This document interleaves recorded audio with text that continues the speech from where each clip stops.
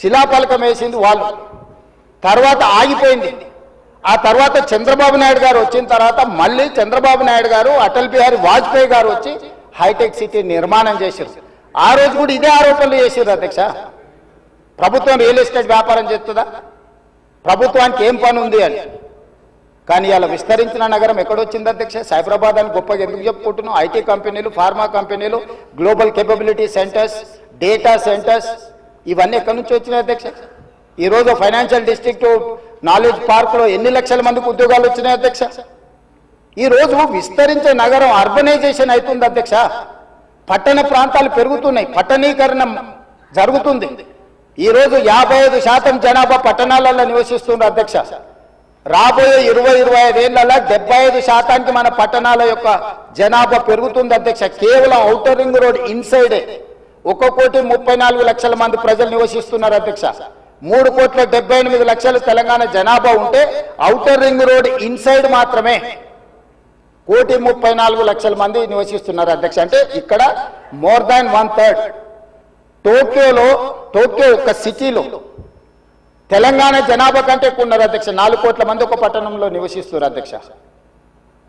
ఈరోజు ప్రపంచం అంతా పట్టణాల వైపు వేగంగా విస్తరణ జరుగుతుంది. దానికి తగ్గట్టుగా మనం నగరాలను అభివృద్ధి చేసుకోవాలి. అందులో భాగంగానే ఈరోజు వికసిత్ భారత్ ప్రణాళిక ఏంది? ఈరోజు అందుకోసమే ఆయన దుఃఖం చూడు, ఆయన బాధ చూడు, కడుపులో విషము ఎట్లా అంటే కడుపు నిండా విషయం. ఆ మూసీలో ఉన్న కాలుష్యానికంటే వీళ్ళ కడుపులలో అంతకంటే ఎక్కువ విషం ఉంది అధ్యక్ష. విషం జిమ్ముతున్నారు. మీరు మూసీ కాలుష్యమే ప్రమాదం అనుకుంటున్నారు అధ్యక్ష. ఈ మనుషుల కడుపుల్లో ఉన్న విషయం మూసీ కాలుష్యానికంటే ప్రమాదకరంగా తయారైంది అధ్యక్ష. ఏం నొప్పి అధ్యక్ష? నేను ఎవరినైనా విమర్శించిన అధ్యక్ష? నేను ఈ ప్రభుత్వం ఏం కార్యక్రమాలు చేపట్టబోతుందో సభలో సభ్యులు మాకు తెలవాలని అడిగినారు. పాయల శంకర్ గారు ఏమడిగినారు అధ్యక్ష? మేము సభ్యులము, ప్రభుత్వం ఏం చేస్తుందో మాకు వివరించండి, మేము కూడా మా చేతనైన సాయం చేస్తామని మాట్లాడినారు అధ్యక్ష. నేను వివరాలు చెప్పే ప్రయత్నం చేస్తే విషయం ఎందుకు కక్కుతున్నారు అధ్యక్ష? ఈరోజు క్వశ్చన్ అవర్లో సప్లిమెంటరీ క్వశ్చన్స్ 2 ఉంటాయి.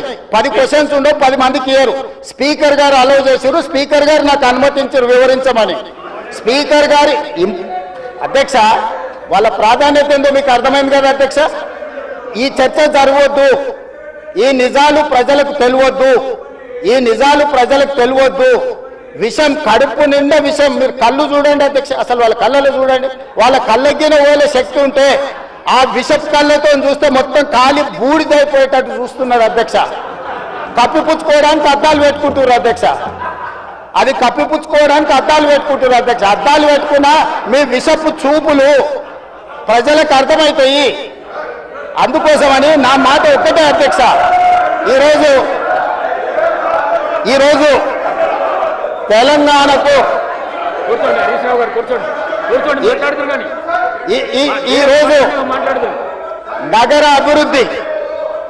ఈరోజు నగర అభివృద్ధి చేయడం మా బాధ్యత. ఈరోజు ఇన్ని మాటలు మాట్లాడుతున్నారు కదా అధ్యక్ష. ఆనాడు కాంగ్రెస్ లో గెలిచిన ఎమ్మెల్యేని తీసుకొని మూసీ రివర్ డెవలప్మెంట్ కార్పొరేషన్ కు చైర్మన్ చేసింది ఎవరు అధ్యక్ష? ఎవరు? ఈ రోజు వివరాలు చెప్తుంటే ఆ నొప్పెందుకు అధ్యక్ష? ఆ నొప్పెందుకు? మీరు అనుమతి ఇచ్చిన తర్వాత వాళ్ళెవరు అధ్యక్ష ప్రశ్నించనికే? వాళ్ళెవరు సభ్యులు? ఈ రోజు అక్బరుద్దీన్ ఓవైసీ గారు, పాయల శంకర్ గారు, లేకపోతే కాలేరు వెంకటేష్ గారు. ఆ కాలేరు వెంకటేష్ గారినైనా చూసి నేర్చుకోండి, కనీసం ఒక అవగాహన వస్తుంది. స్పష్టంగా నేను అంబర్పేట పోయినప్పుడు చెప్పిండు, 100% అంబర్పేట శాసనసభ నియోజకవర్గంలో మేము మూసీ నది ప్రక్షాళనకు సహకరిస్తాము. మా పేదలకందరికీ మంచి ఇండ్లు కట్టించండి, మా ప్రభుత్వ కార్యాలయాలు కట్టించండి, మా ప్రాంతాన్ని అభివృద్ధి చేయండి. నేనే ముందు బాగానే నిలబడి మూసీ నది ప్రక్షాళనకు సహకరిస్తానని అంబర్పేట ఎమ్మెల్యే కాలేరు వెంకటేశ్వర గారు ముందుకు వచ్చి బహిరంగంగా మైక్లో చెప్పిండు. నిన్నగాక మొన్న వచ్చి నన్ను కలిసి చెప్పిండు. ఆ పక్కనే ఉప్పల్ ఎమ్మెల్యే లక్ష్మారెడ్డి గారు వచ్చి కలిసి, సార్ మా ప్రాంతాన్ని అభివృద్ధి చేయండి, మూసీ నదిని ప్రక్షాళన చేయడం ద్వారా మా ప్రాంతానికి ఉపయోగపడుతుంది, మీరు చాలా మంచి పని చేస్తారు, మీరు వేగంగా ముందుకు వెళ్ళండి, మా వైపు నుంచి మీకు ఏం సహకారం కావాలని చెప్పి ఆ శాసనసభలో వచ్చి కలిసిరు అధ్యక్ష. ఇవాళ నేను ఒకటే అడుగుతున్నా అధ్యక్ష, ఒకటే నేను అడుగుతున్నా అధ్యక్ష, ఈ రోజు మూసీ నది ప్రక్షాళన చేసుకుంటే నల్గొండ, ఈ రోజు మూసీ నది ప్రక్షాళన మేము చేస్తున్నామంటే మీరు చెయ్యాలంటున్నా వద్దంటున్నా? ఒక్క మాటలో చెప్పండి. మీరు చెయ్యాలనుకుంటే ఏం చెయ్యాలో సూచన ఇవ్వండి, వద్దంటే మీ కడుపు మంట ఏంటో చెప్పండి, తెలంగాణ ప్రజలు నిర్ణయించుకుంటారు. అందుకే ఈరోజు మూసీ నది పరివాహక ప్రాంతాన్ని నైట్ ఎకానమీగా మారుస్తా అని చెప్పిన అధ్యక్ష. పట్టణం అంతా రాత్రి 9 గంటలకు నిద్రపోతే రాత్రి 9 గంటల నుంచి ఉదయం 6 గంటల వరకు మూసీ నది పరివాహక ప్రాంతంలో నైట్ ఎకానమీని రివైవ్ చేసి అక్కడ హోటల్స్, ఆఫీసులు, అదే విధంగా ఫుడ్ కోర్ట్స్, కల్చరల్ యాక్టివిటీస్ వీటన్నిటిని కూడా ప్రపంచ స్థాయి నగరంగా మార్చడానికి నైట్ ఎకానమీని ఓపెన్ చేయబోతున్నామని చెప్పినాం అధ్యక్ష. ఆ ప్రాంతంలో ఉన్న ప్రతి వాళ్లకు, నష్టపోయే వాళ్లకు అత్యధికంగా నష్టపరిహారం ఇచ్చి బ్రహ్మాండమైన కాలనీలు కట్టించిస్తాం అధ్యక్ష.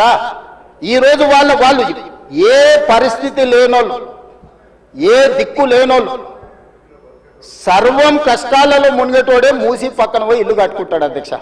మూసీలో ఉండే దోమలు కానీ, కంపు కానీ, అక్కడ ఉన్న వాతావరణం కానీ, శవాలు కొట్టుకొస్తుంటే ఎవరైనా అక్కడ ఉండాలనుకుంటారు అధ్యక్ష? ఏ పేదోడైనా మీరు చెప్పండి అధ్యక్ష. ఒకప్పుడు నందనవనం కట్టింది కదా అధ్యక్ష, మూసీ నదిలో ఉన్న వాళ్ళని తీసుకెళ్లి. ఈ రోజు ఆ ప్రాంతంలో నందనవనం మనం పోయినప్పుడు ఎంతమంది జిల్లాల నుంచి వచ్చిన వాళ్ళు ఉన్నారు అధ్యక్ష? ఎల్బీ నగర్ ఎమ్మెల్యే గారికి తెలుసు, నందనవనం ఆ కాన్స్టిట్యున్సీలోనే వస్తుంది. ఈ రోజు మూసీ నది పరివాహక ప్రాంతంలో ఉన్న పేదలకు మంచి వసతులు కల్పించి, వాళ్ళ పిల్లలు చదువుకోవడానికి మంచి పాఠశాలలు ఇచ్చి, వాళ్ళకు ఉద్యోగ ఉపాధి అవకాశాలు కల్పిస్తామని మేమంటే లేదు, అది అట్లనే ఉండాలి, తరలించడానికి వీల్లేదు, కట్టడానికి వీల్లేదు, మేము అడ్డం పండుకుంటాం, మేము నిలువు పండుకుంటామన్నారు. మరి మన వర్షాలు వచ్చినప్పుడు పోయి పండుకునేది ఉండే అధ్యక్ష, పోలేదు. ఏమి లేనప్పుడు పోయి ఆ పక్కన ఉన్న కాలనీలలో పండుకొని వచ్చారు అధ్యక్ష. ఇప్పుడు ఉండమని ఉంది అధ్యక్ష నెల రోజులు. ఇప్పుడు వద్దంటున్న వాళ్ళు ఉన్నారు కదా, నెల రోజులు మూసీ నది పక్కన ఉండమని చెప్పుండ్రు అధ్యక్ష. అంబర్పేట శ్మశాన వాటిక ఉంది కదా అధ్యక్ష, ఆ శ్మశాన వాటిక దగ్గర ఉన్న శవాలు, కులిపోయిన శవాలు, కాలిపోయిన సగం కాలిన శవాలు ఉన్నాయి కదా అధ్యక్ష, వీళ్ళందరూ అక్కడ ఉండమని ఉండి చూడమని ఉండి.